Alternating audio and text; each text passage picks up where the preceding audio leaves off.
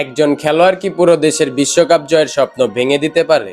মানুষ বলে ফুটবল 11 জনের খেলা। আমিও তাই ভাবতাম যতক্ষণ না 2014 সালের নেইমার জুনিয়রকে দেখি। 2014 সালে ব্রাজিল নিজেদের মাটিতে বিশ্বকাপ আয়োজন করে।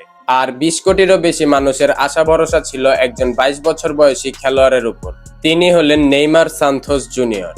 সারা বিশ্ব জানত সেই বছর ব্রাজিল দলটা খুব একটা বেশি শক্তিশালী ছিল না, কিন্তু যতক্ষণ নেইমার মাঠে ছিল সবকিছুই নিরাপদ মনে হচ্ছিল।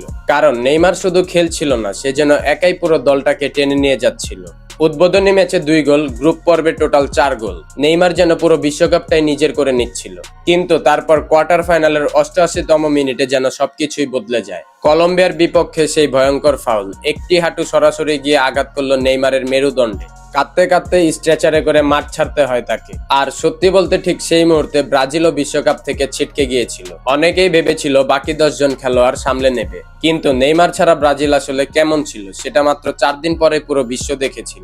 সেমিফাইনালে ব্রাজিল মুখোমুখি হয়েছিল জার্মানির, আর জার্মানি ব্রাজিলকে তাদের নিজেদের মাঠেই 7-1 গোলে অপমানজনকভাবে হারিয়ে দেয়। নেইমারের উপর পুরো দেশের বিশ্বাস ছিল, কিন্তু সেই একটি ইনজুরি পুরো বিশ্বকে দেখিয়ে দিয়েছিল একজন খেলোয়াড়ের প্রভাব কতটা বড় হতে পারে। কিন্তু পরের এপিসোডে আমরা কথা বলবো এমন একজন ব্রাজিলিয়ান কিংবদন্তিকে নিয়ে, যার উপর শুরুতে কেউ বিশ্বাস করেনি, কিন্তু শেষ পর্যন্ত ব্রাজিলকে তিনিই বিশ্বকাপ জিতিয়েছিলেন।